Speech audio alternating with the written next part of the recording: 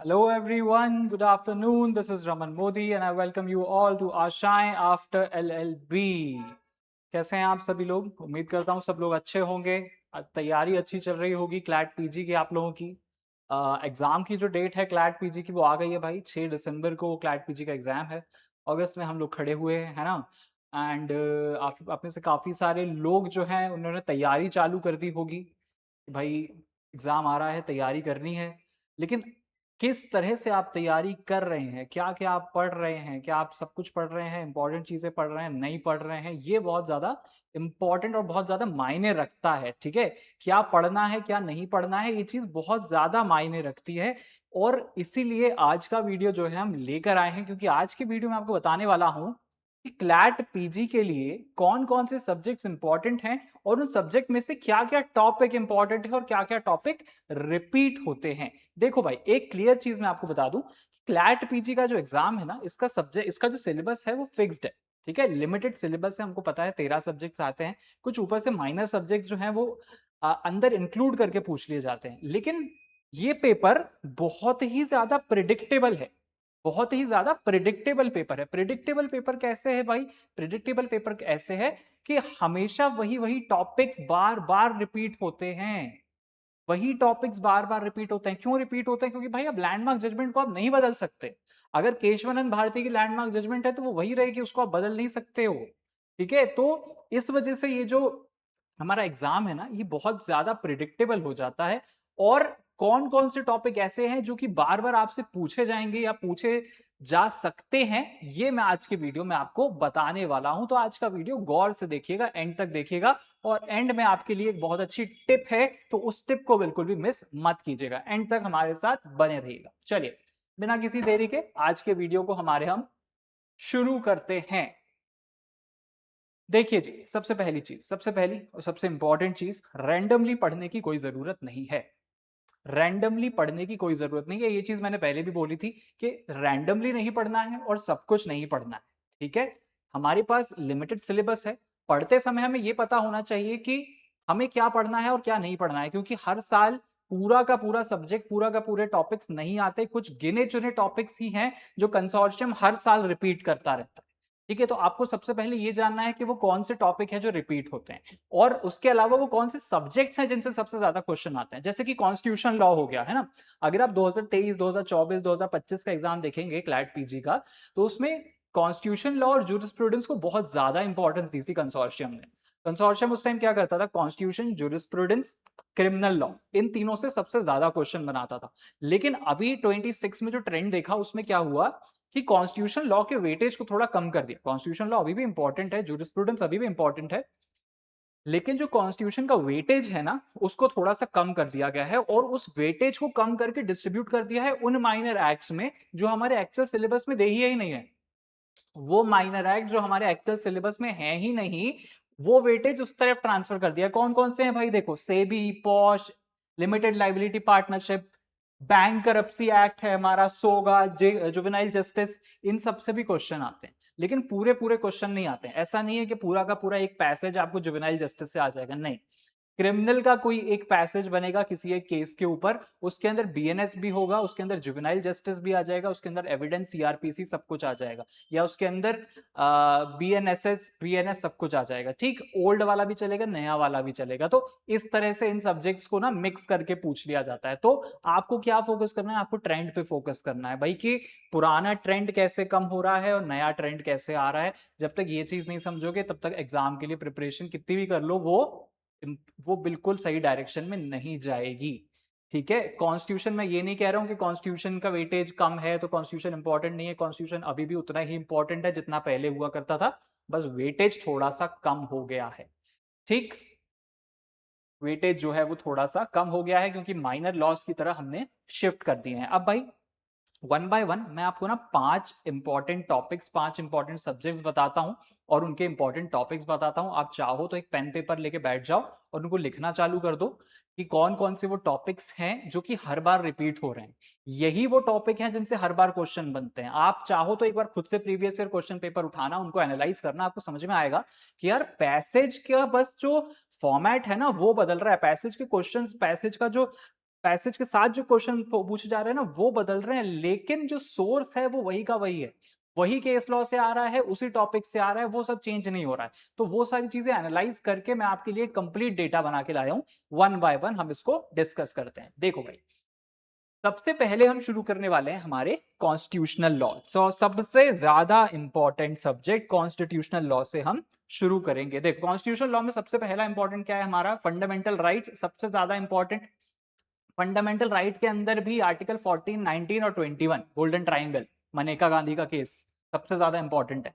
ठीक है, हमेशा क्वेश्चन आता है, भले ही घुमा फिरा के कुछ करके पूछ ले, लेकिन मनेका गांधी के केस से, गोल्डन ट्राइंगल से हमेशा क्वेश्चन आता है, कभी 14 से, 19 से, 21 से, आएगा ही आएगा। इस चीज को याद करके रख लो। ठीक है, basic doctrine, basic structure of doctrine से, प्रियम्बल से क्वेश्चन आ जाएगा केशवानंद भारती का।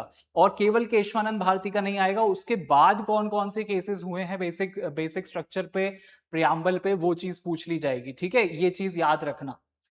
जुडिशियल रिव्यू से, फेडरलिज्म से, इमरजेंसी प्रोविजन और रिट्स से। फंडामेंटल राइट्स और रिट्स ये ना हमेशा साथ में चलते हैं और इनके साथ में क्वेश्चंस आते हैं।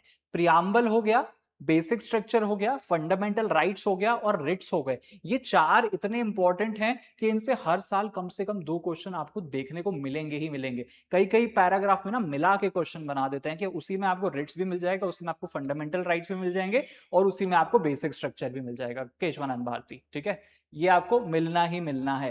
ठीक, लैंडमार्क केसेस बिल्कुल मिस नहीं कर सकते, कतई मिस नहीं कर सकते। कॉन्स्टिट्यूशन के अंदर देखो, पहले क्या होता था, ये जो एक स्ट्रक्चर था ना इनका, 50% के 70-80% लैंडमार्क क्वेश्चन आते थे और 20% रिसेंट जजमेंट आते थे। ये स्ट्रक्चर अभी थोड़ा सा चेंज हुआ है, 50-50% चलता है। 50% लैंडमार्क क्वेश्चन आ जाते हैं, 50% रिसेंट जजमेंट्स आ जाती है। लेकिन कॉन्स्टिट्यूशन में ये जो ट्रेंड है ना, ये लैंडमार्क जजमेंट की तरफ अभी भी ज्यादा झुका हुआ है। कॉन्स्टिट्यूशन में अभी भी लैंडमार्क जजमेंट ज्यादा आते हैं, ज्यादा इन द सेंस 60%। अगर मान लो 6 क्वेश्चन है तो 6 में से कम 4 क्वेश्चन आपको लैंडमार्क जजमेंट वाले देखने के लिए मिलेंगे और 2 क्वेश्चन आपको, 6 पैराग्राफ है एक्चुअली, नॉट क्वेश्चन, तो 6 में से 4 आपको लैंडमार्क जजमेंट देखने के लिए मिलेंगे और 2 आपको रीसेंट जजमेंट पे से देखने के लिए मिलेंगे। ठीक है, तो इन चीजों पे आपको ध्यान जरूर रखना है। और इसके अंदर भी जो रिपीटेड टॉपिक्स हैं, देखो, इक्वालिटी एंड रीजनेबल क्लासिफिकेशन, ये रिपीटेड टॉपिक है। Freedom of speech and expression restrictions वाले, right to life and liberty 21, basic structure सबसे इंपॉर्टेंट, कॉन्स्टिट्यूशन का बेसिक स्ट्रक्चर, ये बहुत इंपॉर्टेंट है। हर बार पता है केशवानंद भारती का जो केस लॉ है वो रिपीट होता ही होता है, हमेशा होता है। ठीक है, इस पे जरूर ध्यान दीजिएगा। फेडरल बैलेंस, जो हमारा फेडरल बैलेंस है हमारा यूनिटी एंड फेडरल वाला, उस पे जरूर देखिएगा, उसके स्ट्रक्चर पे जरूर ध्यान दीजिएगा कि कैसे हमारे यहाँ फेडरलिज्म है, उस पे क्वेश्चन बन जाता है, उस पे पैराग्राफ बन जाता है। ठीक, दूसरा जो हमारा सब्जेक्ट है वो है भाई jurisprudence, second most important subject. Jurisprudence में सबसे पहली चीज rights and duties, rights and duties से क्वेश्चन बनेगा। ठीक है, सोर्सेज ऑफ लॉ से क्वेश्चन बनेगा। सोर्सेज ऑफ लॉ में भाई कस्टम्स हो गया, लेजिस्लेशन हो गया, प्रेसिडेंट हो गया, इनसे क्वेश्चन बनना ही बनना है, 100% आना ही आना है इनसे क्वेश्चन। इसके अलावा लीगल थ्योरीज ऑस्टिन की, ठीक है, हॉब्स की, इनकी लीगल थ्योरीज आती ही आती हैं, इनकी बुक से क्वेश्चन आते हैं कि इनने कौन सी बुक लिखी थी। ठीक है, उसके अंदर इन्हें इस लॉ की डेफिनेशन क्या बताई थी, ज्यूरिस्प्रूडेंस की डेफिनेशन क्या बताई थी, सोवर्जिनिटी की डेफिनेशन क्या बताई थी, ये सारी चीजें वहां से 100% पूछी जाती हैं। स्कूल ऑफ ज्यूरिस्प्रूडेंस से क्वेश्चन आता है। ठीक है, ये वो क्वेश्चंस हैं जो कि 100% आपसे पूछे जाते हैं, इनको आप गलती से भी मिस नहीं कर सकते। नेचुरल स्कूल, एनालिटिकल स्कूल, ये सारे इनसे क्वेश्चन बनने ही बनने हैं। पोजेशन एंड ओनरशिप सबसे इंपॉर्टेंट। पोजेशन एंड ओनरशिप में ना साल्वेंट और सेवेग्नी की जो थ्योरी है वो आपसे पूछ ली जाती है कि भाई साल्वेंट ने पोजेशन की क्या थ्योरी बताई थी, या साल्वेंट ने ओनरशिप की क्या थ्योरी बताई थी, या सेवेग्नी की क्या थ्योरी थी, उनकी बुक में इसके बारे में क्या डिफाइंड है। ठीक है, उनका अपोज किसने किया था, क्रिटिसिज्म किसने किया था, या किसकी थ्योरी को फॉलो करके बनाया गया था, ये सारी चीजें यहां पे आपसे पूछ ली जाती हैं। इसके अलावा सबसे ज्यादा इंपॉर्टेंट ज्यूरिस्प्रूडेंस के अंदर एक क्वेश्चन जो हमेशा आपको रिपीट होता हुआ दिखेगा, वो है डेफिनेशन ऑफ लॉ और डेफिनेशन ऑफ ज्यूरिस्प्रूडेंस। ये हमेशा आता है, डेफिनेशन ऑफ लॉ और डेफिनेशन ऑफ ज्यूरिस्प्रूडेंस हमेशा आएगा। किसने दिया, कब दिया, कितने कितने बार किस किस जज ने दिया है, ये सारी चीजें आपसे पूछी जाएंगी। कॉन्सेप्ट ऑफ पोजेशन आएगा, स्कूल्स आएंगे, pure theory, positivism, sociological approach, ये वो चीजें हैं जो बार बार रिपीट होती हैं, ठीक है। और ये अकेली रिपीट नहीं होती हैं, ये पैसेजेस के अंदर किसी दूसरी चीज के साथ इनकलकेट करके आपको बार बार आपके सामने प्रेजेंट कर दी जाती है, ठीक है। अकेली नहीं आएंगी ये, पैसेज के अंदर किसी दूसरी थ्योरी के साथ, किसी ज्यूरिस्ट की थ्योरी के अंदर इसको इनकलकेट करके आपके सामने प्रेजेंट कर दिया जाएगा, ठीक। Next is our criminal law, another important subject criminal law, ठीक है। सबसे लेंदी सब्जेक्ट, लेंदी सब्जेक्ट में क्यों बोल रहा हूं भाई, ये सब्जेक्ट ना दो हिस्सों में अब डिवाइड हो गया है। एक तो पुराना वाला आईपीसी सीआरपीसी एविडेंस, और नया वाला बीएनएस बीएनएसएस और बीएसए। ऐसा क्यों? क्योंकि जो लैंडमार्क केसेस हैं वो पुराने लॉ से आते हैं। जो भी लैंडमार्क केसेस आपको देखने के लिए मिलेंगे ना, वो आपको आईपीसी सीआरपीसी वाले ही मिलेंगे। उनके जो पैसेज बनेंगे उसमें आपको आईपीसी सीआरपीसी के सेक्शन देखने को मिलेंगे, एविडेंस के सेक्शन देखने को मिलेंगे, पुराने केस लॉज देखने को मिलेंगे। लेकिन जो रीसेंट जजमेंट्स हैं उसमें आपको बीएनएस बीएनएसएस और बीएसए देखने के लिए मिलेगा। तो यहां एक प्रॉब्लम खड़ी हो जाती है, क्या कि आपको दोनों चीजें पढ़नी है, आपको दोनों चीजें पढ़नी है। हालांकि दोनों में कोई अंतर नहीं है, प्रोविजंस में तो कोई अंतर है नहीं, अंतर काय में है, सेक्शन नंबर में अंतर है, बस सेक्शन नंबर याद रखना है। अगर लैंडमार्क जजमेंट आया तो उसके जो आपका पैसेज होगा उसके अंदर आईपीसी के सेक्शन या बीएनएसएस के सीआरपीसी के सेक्शन कोट होंगे। लेकिन अगर कोई रिसेंट जजमेंट आ गया तो उसमें बीएनएस बीएनएसएस बीएसए इसके सेक्शंस कोट होंगे। तो आपको पता होना चाहिए कि इस सेक्शन में क्या दिया हुआ है और इस सेक्शन में क्या बताया हुआ है, ठीक है। सबसे पहले एक्टस रियस मेंस रिया, देखो भाई एलिमेंट्स ऑफ क्राइम बहुत इंपॉर्टेंट है। एलिमेंट्स ऑफ क्राइम के बिना क्रिमिनल लॉ चल ही नहीं सकता। एलिमेंट्स ऑफ क्राइम आपको हमेशा याद रखना है, मेंस रिया क्या है, एक्टस रियस क्या है, ठीक है। इसके बिना आपका काम कतई नहीं चल सकता, इसके बिना आप सोच ही नहीं सकते कि आपको कहीं भी कोई भी क्वेश्चन पेपर आपको देखने के लिए मिलने वाला है, ठीक है। इसके अलावा अगर हम एविडेंस में देखें ना तो मोटिव, ठीक है, मोटिव आपसे मोटिव से क्वेश्चन पूछ लिया जाएगा और मिला के पूछ लिया जाएगा, ठीक। अबेटमेंट एंड कॉन्स्पिरेसी से क्वेश्चन आ जाता है। अटेम्प्ट एंड प्रिपरेशन, अटेम्प्ट और प्रिपरेशन से जरूर क्वेश्चन आता है। केस लॉज आ जाते हैं कि भाई उसमें हमको डिफरेंस बताना पड़ता है कि ये चीज अटेम्प्ट है कि नहीं है, या ये चीज आपकी क्या बोलते हैं प्रिपरेशन है कि नहीं है, ऐसे क्वेश्चन जरूर आ जाते हैं। Offence against body, culpable homicide, murder, sexual offence, general exception, हमेशा क्वेश्चन आना है। इन ये वही टॉपिक्स हैं जिनसे हमेशा क्वेश्चन आना ही आना है। तो आपको अपना मेन फोकस इन्हीं उसके ऊपर रखना है, बाकियों के ऊपर नहीं जाना है। Offence against property by chance कभी देखने के लिए मिलता है, अदरवाइज नहीं आता, ठीक है। तो आपको ध्यान कहां रखना है, इन्हीं सारी चीजों के ऊपर रखना है। इसमें भी जो सबसे ज्यादा रिपीटेड है एलिमेंट्स ऑफ क्राइम, मैंने अभी बोला एलिमेंट्स ऑफ क्राइम सबसे ज्यादा रिपीटेड है। जनरल एक्सेप्शन, ठीक है, जनरल एक्सेप्शन सबसे ज्यादा रिपीटेड है। प्राइवेट डिफेंस, ठीक है। कॉमन इंटेंशन और common object, common intention common object में बीएनएस और बीआईपीसी में कितना डिफरेंस है, कोई डिफरेंस नहीं है, सेक्शन का ही डिफरेंस है। वो चीज याद रखना कि वहां कहां दिया है, क्योंकि पैसेज में पूछ लेते हैं, पूरा पैसेज बेस्ड होगा बीएनएस के ऊपर या आईपीसी के ऊपर, और ऊपर पूछ लेंगे कि भाई इस पर्टिकुलर सेक्शन में जहां पे हमारा ये दिया हुआ है कॉमन ऑब्जेक्टिव वहां क्या बताया गया है। एक बार एक पेपर आया था पूरा आईपीसी पे बेस्ड था, लेकिन वहां उन्होंने 3-5 सेक्शन 3 सब सेक्शन 5 मेंशन कर दिया था, ठीक है। तो वहां पे कंफ्यूजन होगा कि ये तो बीएनएस का है। इसके अलावा murder, culpable homicide, grievous hurt, offence against body आपको 100% देखने के लिए मिलने वाला है। ऑफेंस अगेंस्ट बॉडी में रीसेंट जो केसेस हैं वो आते हैं, recent cases offence against body वाले आते हैं, खासकर ऑफेंस अगेंस्ट विमेन वाले जरूर आते हैं, रेप वाले, ठीक है। ये आपको जरूर वहां पे देखने के लिए मिलेंगे, तो इसका ध्यान आप दीजिएगा, इनको गलती से भी मिस मत कीजिएगा, ठीक। इसके अलावा ना एक मैं इसके बारे में एक चीज आपको बताना चाहता हूँ, इसमें क्वेश्चन आखिर किस तरह से बनता है, क्या करते हैं तीनों के अलग अलग आपको देखने के लिए नहीं मिलेंगे कि बीएनएस का अलग आ रहा है, बीएनएसएस का अलग क्वेश्चन बन रहा है, एविडेंस का अलग बन रहा है, ऐसा नहीं होगा। तीनों को मिला के एक क्वेश्चन बनाया जाएगा। ऐसा पैसेज या ऐसा केस लॉ उठाया जाता है जिसमें ज्यादा से ज्यादा फैक्ट एंड इश्यूज हो, जिसमें बीएनएस भी टच कर रहा हो, बीएनएसएस भी टच कर रहा हो, और हमारा बीएसए भी टच कर रहा हो, ऐसा ही उठाया जाता है। और इसी के अंदर जुवेनाइल जस्टिस का भी कोई पॉइंट लगा देंगे, इसी के अंदर पॉश का भी लगा देंगे, ऐसे टाइप के क्वेश्चन, ऐसे टाइप का पैसेज बनाया जाता है। कंसोर्शियम हमेशा हमेशा हर सब्जेक्ट में ऐसे टाइप के पैसेजेस आपको देगा जिसमें ज्यादा से ज्यादा टॉपिक्स कवर हो रहे हो, ज्यादा से ज्यादा सब्जेक्ट कवर हो रहे हो। अगर क्रिमिनल है तो क्रिमिनल के सारे उसमें होंगे, एक आध एक्स्ट्रा माइनर एक्ट भी उसमें जुड़ जाएगा। वहीं कॉन्स्टिट्यूशन होगा तो कॉन्स्टिट्यूशन के मल्टीपल प्रोविजंस उसमें आ रहे होंगे, बेसिक स्ट्रक्चर भी उसमें इफेक्ट हो रहा होगा, फंडामेंटल राइट भी हो रहा होगा, रिट्स भी आ रहे होंगे, डीपीएसपी भी आ रहा होगा, सारी चीजें आ रही होंगी, इस टाइप से क्वेश्चन बना रहा होगा। जुडिशियल रिव्यू भी वहां कहीं ना कहीं इफेक्ट कर जाएगा, ऐसे टाइप के पैसेजेस वो आपको बना के देगा। ठीक, आगे बढ़े। कॉन्ट्रैक्ट एंड टॉर्ट, इसमें कॉन्ट्रैक्ट हमारे लिए ज्यादा इंपॉर्टेंट है, टॉर्ट उतना ज्यादा वेटेज नहीं रखता है, लेकिन मिला के कॉन्ट्रैक्ट और टॉर्ट में क्वेश्चन आते हैं, इसलिए मैंने यहां पे दिया है। और कॉन्ट्रैक्ट और टॉर्ट के साथ लिमिटेड लाइबिलिटी पार्टनरशिप और सेबी से क्वेश्चन भी आ जाते हैं और आईपीआर से आ जाते हैं। कॉन्ट्रैक्ट के अंदर, कॉन्ट्रैक्ट के पैरा में या कॉन्ट्रैक्ट की समरी में आपको जो दूसरे सब्जेक्ट देखने के लिए मिलेंगे, एक तो सेबी देखने के लिए मिलेगा, टॉर्ट देखने के लिए मिलेगा, लिमिटेड लाइबिलिटी पार्टनरशिप देखने के लिए मिलेगा और आईपीआर देखने के लिए मिलेगा। इनसे मिले हुए जो केस लॉज है ना, उन्हीं का पैसेज आपको कॉन्ट्रैक्ट वाले पोर्शन में देखने के लिए मिलेगा। ठीक है, तो ये सारे सब्जेक्ट भी आपको पढ़ने पड़ेंगे। अब आप ये मत सोचना कि सर ये सारे सब्जेक्ट तो कोर्स में ही नहीं है, सिलेबस में ही नहीं है। सिलेबस में भले ही नहीं है, लेकिन कंसोर्शियम पूछ लेता है, कंसोर्शियम पूछ लेता है, लिमिटेड लाइबिलिटी पार्टनरशिप पूछ लेगा, सेबी पूछ लेगा, आईपीआर तो है ही, वो तो पूछेगा ही पूछेगा, जुवेनाइल जस्टिस भी कहीं ना कहीं आ जाएगा। ठीक है, ये सारे सब्जेक्ट आ जाते हैं वहां पे।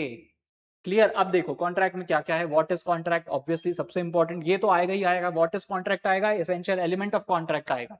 ठीक है, capacity, breach of contract and remedies, specific relief act and quasi contract. बहुत ही बेसिक है, देखो ये बहुत ही बेसिक है, कुछ बहुत ज्यादा तीर नहीं है ये चीजें, ये बहुत ही बेसिक चीजें हैं और यही आती हैं। आप ऐसा मत सोचना कि यार कॉन्ट्रैक्ट दिया है तो यार बहुत डीप में पूछ लेंगे, मुझे पूरा कॉन्ट्रैक्ट पढ़ना पड़ेगा। नहीं पढ़ना पड़ेगा, क्लैट पीजी की यही खासियत है, आपको पूरा सब्जेक्ट पढ़ने की जरूरत नहीं है। आप जो, आपको बस पैटर्न समझना है कि कहां से क्वेश्चन रिपीट होते हैं और हर बार वहीं से होते हैं। देख लो ये कितने सिंपल हैं, यहीं से दोबारा बनने वाला है। वहीं टॉर्ट में देखोगे व्हाट इज टॉर्ट, ठीक है, व्हाट इज टॉर्ट से क्वेश्चन आ जाता है। Negligence, nuisance, defamation, trespass, defamation वाले क्वेश्चंस कैसे आ जाएंगे, बीएनएस से रिलेट कर देंगे डेफेमेशन को और वहां से पूछ लेंगे टॉर्ट और बीएनएस को मिक्स करके।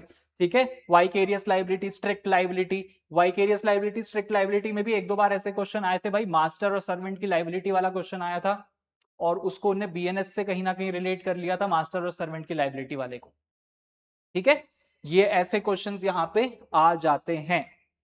अब सबसे ज्यादा रिपीटेड अगर फैक्ट्स और सबसे ज्यादा रिपीटेड टॉपिक्स देखें, ये तो हाईलाइटेड है, ये तो ओवरऑल है, इसके अंदर का अगर देखें ना तो वैलिड कॉन्ट्रैक्ट क्या होता है, ठीक है, वॉइडेबल और वॉइड, वॉइड और वॉइडेबल में क्या डिफरेंस होता है ये पूछ लेंगे, डिस्चार्ज ऑफ परफॉर्मेंस क्या होता है, डैमेज एंड रेमेडीज क्या हो जाता है, नेग्लिजेंस एंड डिफॉर्मेशन क्या होता है, प्रिंसिपल बेस्ड सिविल रॉन्ग क्या होता है, ऐसे क्वेश्चंस आ जाते हैं। ठीक है, इसके अलावा ना कॉन्ट्रैक्ट के अंदर टैक्सेशन के क्वेश्चन भी मिला देते हैं या टैक्सेशन के अंदर कॉन्ट्रैक्ट के क्वेश्चन मिला देते हैं कभी कभी। ठीक है, कॉन्ट्रैक्ट में टैक्सेशन, टैक्सेशन में कॉन्ट्रैक्ट, ऐसे क्वेश्चन आते ही आते हैं। ठीक, इसके अलावा पांच ऐसी चीजें जो हमको हमेशा ध्यान रखनी है। ठीक है, सबसे पहली चीज क्या, कॉन्स्टिट्यूशनल बेंच की जो जजमेंट है उस पर हमारा ध्यान होना चाहिए। कॉन्स्टिट्यूशनल बेंच वाली जजमेंट मतलब जहां पे कॉन्स्टिट्यूशन में मेजर अमेंडमेंट किए गए हो, उन केसेस पे हमारा मेन ध्यान होना चाहिए, क्योंकि वो केसेस 100% आएंगे। उन्हीं केसेस को हम लैंडमार्क केसेस बोलते हैं। वो बहुत ज्यादा नहीं होते, उनको फिगर आउट करना आपके लिए बहुत ज्यादा आसान होगा। वो आपका सबसे प्राइम फोकस होना चाहिए, उसको, उस पर ध्यान देना आपको पड़ेगा, उसको आप नहीं छोड़ सकते। राइट्स बेस्ड जजमेंट, जिस भी जजमेंट में कोई फंडामेंटल राइट इफेक्ट किया गया हो या अमेंडमेंट किया गया हो, वहां से क्वेश्चन बनना ही बनना है। इसके अलावा मैंने अभी बताया, कोई भी ऐसा केस जिसमें मल्टीपल फैक्ट्स या मल्टीपल फैक्ट एंड इश्यूज या मल्टीपल सेक्शंस, आर्टिकल्स, एक्ट्स मिलकर कोई एक केस में आए हो, तो वो वाला केस भी हाई प्रोबेबल चांसेस है कि वैसे केसेस आपको देखने के लिए मिलेंगे ही मिलेंगे। ठीक है, फेडरलिज्म एंड जुडिशियल रिव्यू वाले केसेस आपको देखने के लिए मिलेंगे। General exception, offence against body और कॉमन इंटेंशन के केसेस आपको देखने के लिए ज्यादा मिलेंगे। इसके अलावा मैंने भी बताया मल्टीपल प्रोविजन वाले केसेस, देखो मल्टीपल प्रोविजन वाले केसेस ही आते हैं। आप चाहो ना एक बार पुराना प्रीवियस ईयर क्वेश्चन पेपर उठाना, उसके 10 पैरा देखना, बस 10 पैराग्राफ 10 पैसेज पढ़ना, आपको खुद से समझ में आ जाएगा कि भाई वही क्वेश्चन रिपीट हो रहे हैं जिसमें मल्टीपल एक्ट्स या मल्टीपल प्रोविजंस को टच किया गया है ना, वही चीजें रिपीट होती हैं।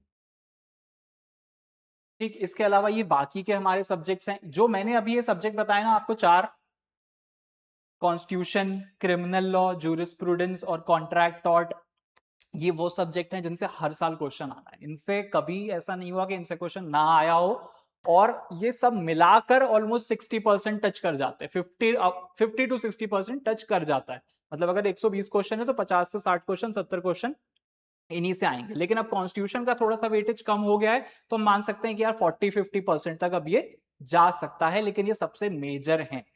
इसके अलावा माइनर लॉज की अगर मैं बात करूं तो एडमिनिस्ट्रेटिव लॉ, फैमिली लॉ, और इसके अलावा हमारा इन्वायरमेंट लॉ, ये और लेबर इंडस्ट्री को भी आप देख सकते हैं। ये वो लॉ है जिनका कंसोर्शियम की तरफ अब ना थोड़ा रुझान जाने लगा है। कंसोर्शियम क्या कर रहा है, कंसोर्शियम को भी पैटर्न समझ में आ गया कि लोग भाई पुराने पैटर्न को देख के वही वही चीजें पढ़ के आते हैं, तो ये थोड़ा सा ना माइनर लॉज की तरफ अब अपना रुझान ले जा रहे हैं। माइनर लॉज की तरफ क्या कर रहे हैं कि अब मेजर लॉज को थोड़ा कम करते हैं और माइनर लॉज को थोड़ा सा पुश करते हैं, ताकि पेपर को थोड़ा और डिफिकल्ट बना दिया जाए। ठीक है, तो माइनर लॉज को आप पे जरूर ध्यान देना है। और माइनर लॉज में एक चीज, एक पैटर्न है कि ये मिक्स होकर आते हैं। माइनर लॉज ना मिक्स होकर आते हैं, तो आपको वो चीज समझनी पड़ेगी, वो केसेस निकालने पड़ेंगे जहां 2-4 माइनर लॉज का एक साथ मिलके कोई केस बना। ठीक है, माइनर लॉज कौन कौन से भाई हमारे देख लो एक बार। एडमिनिस्ट्रेटिव है, ठीक है, इसमें डेलीगेटेड लेजिस्लेशन आना ही आना है, जुडिशियल रिव्यू आना ही आना है, natural justice, audi alteram partem, audi alteram partem 100%, 100% audi alteram partem आएगा, हो ही नहीं सकता कि ऑडी अल्ट्रम पार्टम ना आए। ठीक है, कॉन्स्टिट्यूशनल रिट आपसे पूछी जाएगी, उसमें भी हेबियस कॉर्पस के क्वेश्चन सबसे ज्यादा आते हैं। ठीक, फैमिली लॉ, फैमिली लॉ में ना, फैमिली लॉ में हिंदू लॉ के क्वेश्चन ज्यादा आते हैं। ठीक है, और मुस्लिम लॉ में इद्दत से रिलेटेड क्वेश्चन ज्यादा आते हैं, इसमें डाइवोर्स से रिलेटेड ज्यादा आते हैं। ट्रिपल तलाक का क्वेश्चन आता है, ट्रिपल तलाक का क्वेश्चन मैंने देखा है हर बार आया है ट्रिपल तलाक का क्वेश्चन। ठीक है, ट्रांसफर प्रॉपर्टी एक्ट बहुत माइनर है, ट्रांसफर प्रॉपर्टी से ज्यादा क्वेश्चंस नहीं आएंगे। एलिमेंट सेल, मॉर्गेज, मॉर्गेज, ये सारी चीजें पूछ लेंगे। कंपनी का ऐसा है कि कंपनी ना टैक्सेशन के साथ मिला के पूछ लिया जाता है। कंपनीज एक्ट और टैक्सेशन, या companies act, LPP, limited liability partnership, इनको मिला के, या कंपनीज को कभी कॉन्ट्रैक्ट के साथ मिला के, ऐसे करके कंपनीज एक्ट के क्वेश्चंस बना दिए जाते हैं। और वो भी फॉर्मेशन ऑफ कंपनी, डायरेक्टर, या फिर एमओएम, शेयर्स के लिए शेयर वैल्यू वाला, ठीक है, डिबेंचर वाला, dissolution of company, formation of company, इन सारी चीजों से ज्यादा क्वेश्चंस देखने के लिए आपको मिलेंगे। पब्लिक इंटरनेशनल, ठीक है, सोर्सेज, इंटरनेशनल सोर्सेज को आप जरूर ध्यान रखिएगा। ठीक है, इंटरनेशनल सोर्सेज हमारे लिए इंपॉर्टेंट है। इंटरनेशनल यूएन चार्टर से क्वेश्चन आते हैं। इंटरनेशनल बॉडीज हमारी कौन कौन सी हैं, डब्ल्यूएचओ, डब्ल्यूटीओ, ये सारी हमारे लिए इंपॉर्टेंट है। लेबर एंड इंडस्ट्री भी हमारे लिए इंपॉर्टेंट है, इसमें वर्कमैन कॉम्पनसेशन से, ट्रेड यूनियन राइट से और सोशल सिक्योरिटी लेजिस्लेशन से क्वेश्चन ज्यादा बनते हैं। इनकम टैक्स के अंदर देखो, इनकम टैक्स का तो ये है कि अगर आप इनकम टैक्स देखोगे, इनकम टैक्स अतः सागर है। अगर आप भाई income tax act, GST act और आईजीएसटी एक्ट मिला लो तो 1000 के ऊपर सेक्शन है।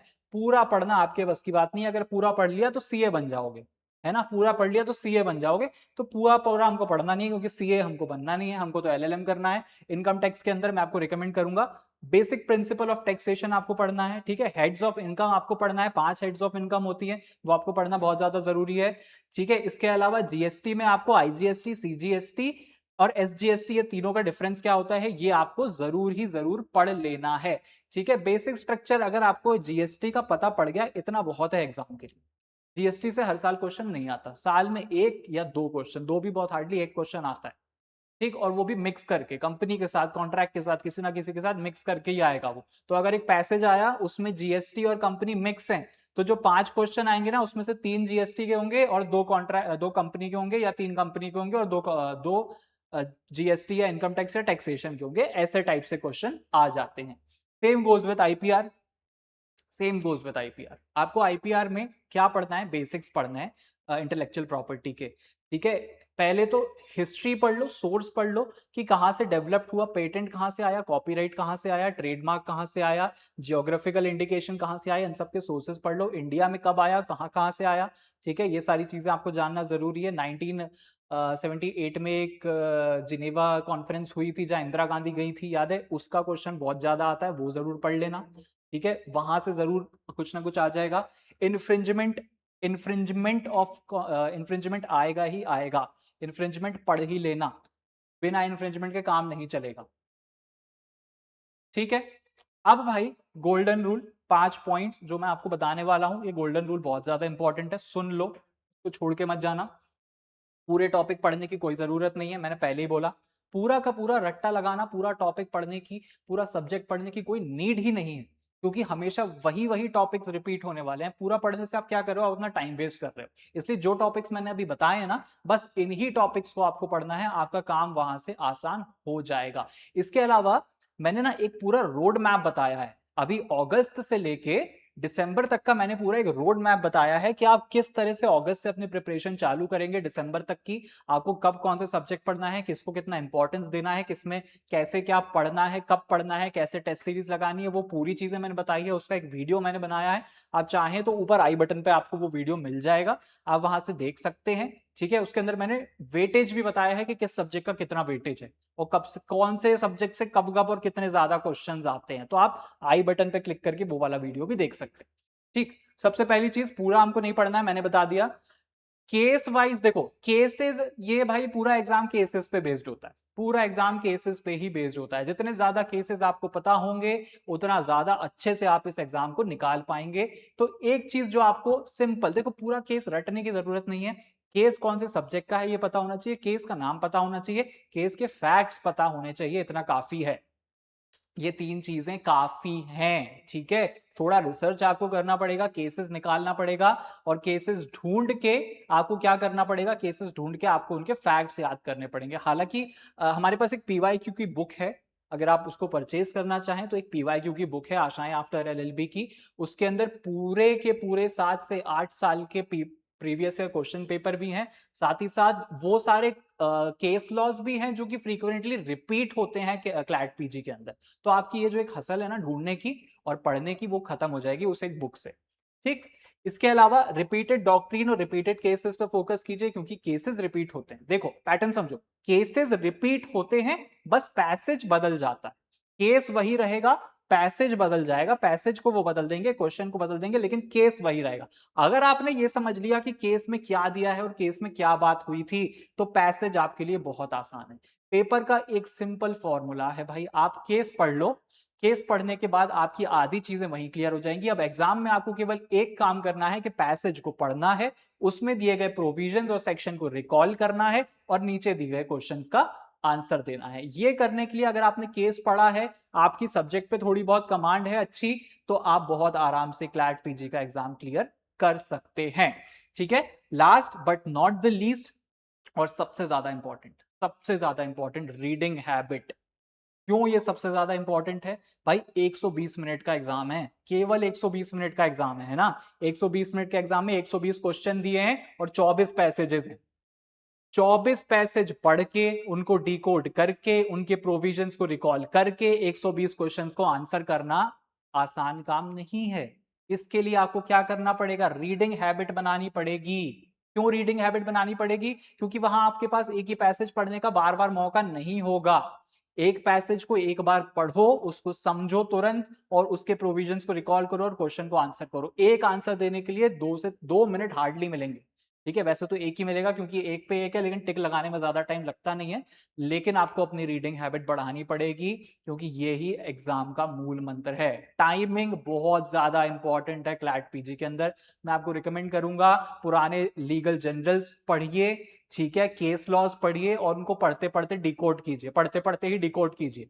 तो ये आपकी रीडिंग हैबिट क्रिएट करेगा, ये आपकी रीडिंग हैबिट क्रिएट करेगा। एग्जाम टाइम आते आते ना आपकी एक प्रॉब्लम सॉल्व हो जाएगी कि यार एक बार में पढ़ा और समझ में आ गया वाली। ठीक, ये चीज जरूर कीजिएगा। इसके अलावा आशाएं जुडिशरी जो है, सॉरी आशाएं आफ्टर एलएलबी जो है हमारा, आशाएं आफ्टर एलएलबी आपके लिए कंप्लीट कोर्स लेकर आया है भाई, complete course for CLAT PG 2027, जिसका नाम है CLAT PG rank booster course.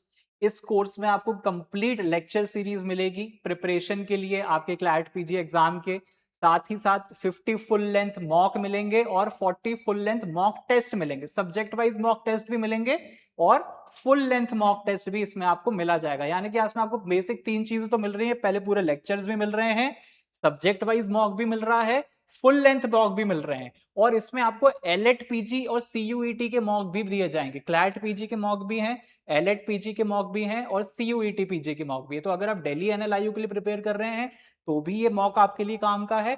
अगर आप कोई दूसरी गवर्नमेंट यूनिवर्सिटी के लिए प्रिपेयर कर रहे हैं, वहां से एलएलएम करना है, तो भी ये मॉक आपके बहुत काम का है। साथ ही साथ इस पर्टिकुलर कोर्स में ना कॉम्प्रिहेंसिव एक जो मैंने अभी बुक बताया था ना कि हमारी एक बुक है प्रीवियस है क्वेश्चन पेपर की, वो बुक आपको यहाँ पे कॉम्प्लीमेंट्री मिलेगी ई फॉर्मेट। ठीक है, इसी पैकेज के अंदर वो आपको ई फॉर्मेट में बुक भी दी जाएगी, क्लास नोट, स्टडी मटेरियल, सारी चीजें दी जाएंगी, और वीडियो एनालिसिस भी होगा इन सारे टेस्ट का। टेस्ट में आपने क्या किया है, टेस्ट में कौन से आंसर सही थे, कौन से गलत थे, कैसे आंसर करना है, कैसे टाइम मैनेजमेंट करना है, गलत आंसर कौन सा था और वो क्यों गलत था, और जो सही आंसर है वो सही क्यों था, ये भी बताया जाए। ठीक है, क्योंकि ये जानना बहुत ज्यादा इंपॉर्टेंट है। ठीक, अब इसके अलावा अगर आप चाहते हैं कि आपको पूरा का पूरा कोर्स नहीं खरीदना, ठीक है, आपको पूरा कोर्स नहीं खरीदना, आपको केवल टेस्ट सीरीज चाहिए, तो वो भी हमारे पास है। आशाएं after LLB CLAT PG mock and sectional test. ठीक है, इसमें केवल आपको मॉक और सेक्शनल टेस्ट मिलेगा, 50+ मॉक टेस्ट मिलेंगे आपको क्लैट, एलेट और सीयूईटी के। ठीक है, क्लैट के 25, एलेट के 15 और सीयूईटी के 10 टेस्ट। इसके अलावा सब्जेक्ट वाइज आपको सेक्शनल टेस्ट भी मिलेंगे 50।